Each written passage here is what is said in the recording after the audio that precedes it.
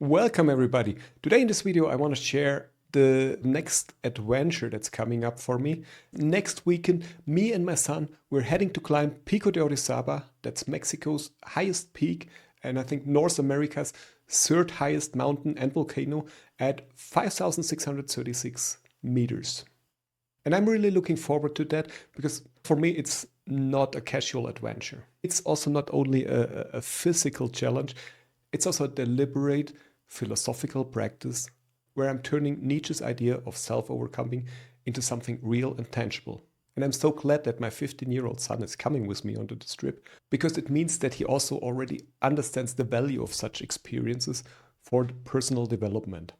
And today we are talking about this, why we're doing not only this specific exercise, but why are we doing such a challenge and how can it help us not only physically, but also mentally and psychologically. Because we're living in an age where so much feels external and uncertain. So boundary experiences like mountain climbs can help me really reclaiming what's internal and mine. And everybody who thinks now this is a big challenge for the body, I can tell you the real work is in the mind. Because you're facing the unknown. And that's what's scary. And I'm also not 20 anymore. Actually, I'm almost 50 in a few years. So my risk tolerance and my sense for adventure also changed over the years. And as we're coming closer to this trip, I'm also getting more nervous. And that's exactly what we're talking about today. Let me start by talking a little bit about what the challenge is about and why is it so hard. So physically, this climb is already brutal. I mentioned it already. We're going up to more than 5,600 meters above sea level. And for my American friends, I don't know exactly, but I think it's about 18, 19,000 feet above sea level. That means it's not just a usual hike, but the problem is also that the oxygen levels there are really low. Usually before you can start such a hike, you need to acclimatize on lower levels. Me and my sons, we did already one climb like 2 weeks ago on La Malinche, which is about 4,600 meters, so more than 1,000 meters lower, just to get a sense for the altitude. And especially for my kids, this was already challenging because it was like a 10-hour hike. We started early in the morning. And especially the last parts of the summit, especially for my younger son, were really painful. So we're starting next Friday afternoon. We will go to the base camp, which is on 4,000 meters more or less. We'll build up our tents there, so we're sleeping in a tent. So it's also like the cold will be a challenge, especially in the night. And then on Saturday, we do a first climb to acclimatize and to prepare for the Pico. So Saturday will be a 4 or 5 hour hike to Sierra Negra, which is just on the other side of the valley. And then the real climb will be next Sunday. So what you're usually doing in these base camps is you're going to sleep around 6, 7 o'clock in the afternoon, waking up at midnight, and then we're preparing for the climb. So you start to walk around 1 a.m. and a few hours later you will reach the glacier. It's not such a big distance that you have to overcome, but due to the low oxygen, it's really hard to walk there. And usually during the night, there's also a very strong wind and it's freezing. So why I'm telling you this? I'm telling you this because you really need a strong why you want to do that, if you want to do that. And it's not because we want to see the view or something like that. I mean, we're living here in Veracruz and I have a beautiful view on Pico de Orizaba from much lower every day when I'm going for a round with my dogs. It's warm here, it's sunny. I see this nice volcano that is always covered in snow. And I could just say, okay, that's enough for me. But no, I want to go up there. Because it's not only a journey on the top of a mountain. It's also a journey into myself. It's also a possibility for me to face my shadows. To understand who I really am without the masks I'm wearing in my daily lives. And to ask a few fundamental questions, like who am I without my daily comfort? Without my routines? Without my illusion of control? And this climb will force me to confront that raw question head on. And it's not comfortable. But as we all know, comfort is the enemy of growth. So why are mountains so good for personal growth? Well, mountains are beautiful. I love to see mountains. Mountains get overused as metaphors. But they're very powerful because they're literal tests of your limits. And they can create what we Germans call a Grenzerfahrung, a boundary experiences. And this is a place where you hit the edge of what you think you can handle, where the metaphor actually becomes flesh and blood. And Nietzsche said something controversial that also many people misunderstand. He said, "What doesn't kill me makes me stronger." But the point that the people miss is only if you choose your suffering. Not if it's an externally implied suffering. But if you step deliberately into it and it doesn't just happen to you, then it's an opportunity. And now, as many of my other adventures before, I've picked this climb to push my boundaries. That's the main reason I'm doing it. And I faced many boundary experiences. I was fasting for 2 weeks. I did long solo bikepacking rides through deserts and mountains. And I finished 6 Ironman races. And I'm not doing that to prove something to other people. Maybe I did it when I was young. But today I don't need that anymore. I choose it and I really want it. Because they allow me to discover what's actually true about myself.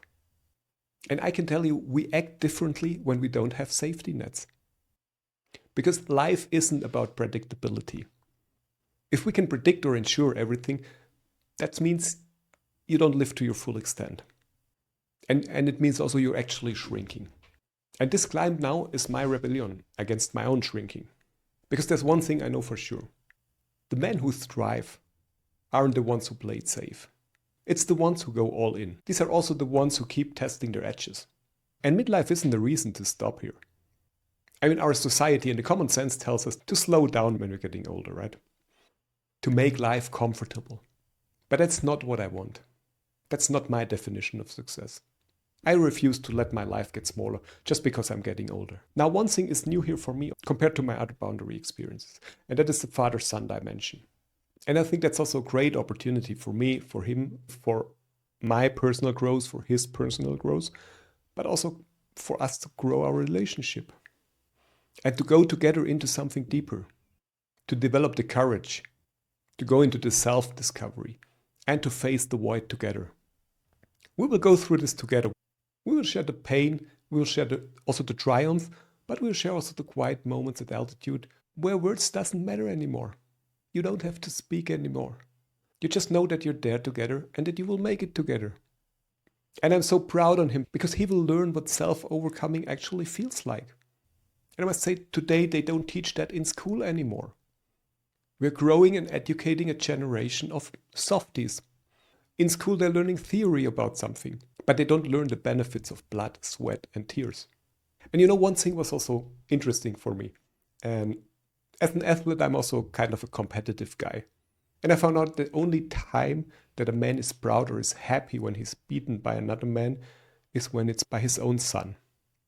And it starts to happen to me more and more, right? Lately I went to a run with him, and on a long uphill when I was getting a little bit slower, he turned around and asked me, "Everything okay, Dad?" And I just smiled, because that's the way life goes. But now let's have a look also on the other side, right? It's also a tremendous responsibility to take my son with me on this trip. And there we have to be really realistic. Because if one of us is struggling, if one of us start to get problems, we will go through this together. We will make it or break it together. Even if we won't make it completely to the top, I think it will be a successful experience for our relationship and for our personal development. And actually failing can even be more powerful, because growth happens in those shared moments of weakness. In the moments where the mask completely comes off. And that's what actually strengthens the bond between a father and his son, or actually in any relationship. And that is not to be pretending to be invincible, but being real about the struggle. And also my son will learn more from watching me facing my doubts and facing my pains and weaknesses than from any speech I could give to him. I want to lead by example. And I'm doing that not by being perfect or being immortal, but by being authentic. So as I said, I'm really looking forward to this moment. And what I'm really watching for is this moment in the climb, the moment where quitting feels easiest. And then just go through this moment and continue and feel better afterwards. And by that, understand what that moment reveals to me. Is it my fear of fading relevance? Or is it my need to prove something? My real limits? All of it. And in this moment, these questions, I won't answer them intellectually. I will listen to what my body tells me when my mind wants to quit. And feeling that intuition, that guiding each step on the ice and on the loose rocks. And that's what Jung called embodied knowledge. Knowledge is something mentally, but if we embody that, that's where the benefit starts. And Nietzsche was very certain about it. He said your body is wiser than your mind. Well, I will find out once more if that is true. It's good to confirm that sometimes for yourself. And I will focus on the transformations and notice them. And I hope I will go out of this experience more humbled, wiser, and in a way changed. But I don't know yet. That's the point. And that's the good thing about it. Life is full of surprises.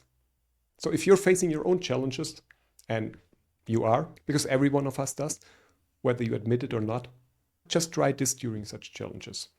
Notice the turning points, because they hold the key to real insights. And it's not just about surviving, it's about emerging with a sharper sense of who you actually are. And my recommendations for you, especially if you're in midlife, is don't shrink into comfort.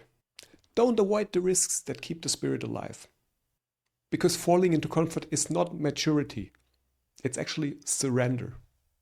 So for me, this climb or any other boundary experiences, it's both. It's literally a peak, but it's also inner battle.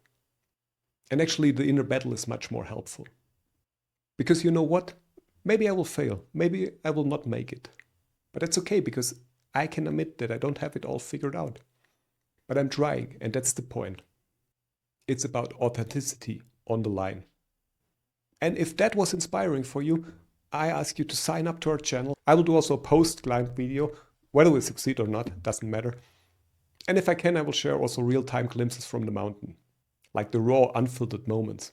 And not just the sunny picture of the summit, the actual struggle. But more important is, think about this. What is your Pico de Orizaba? What's your Grenzerfahrung or boundary experience?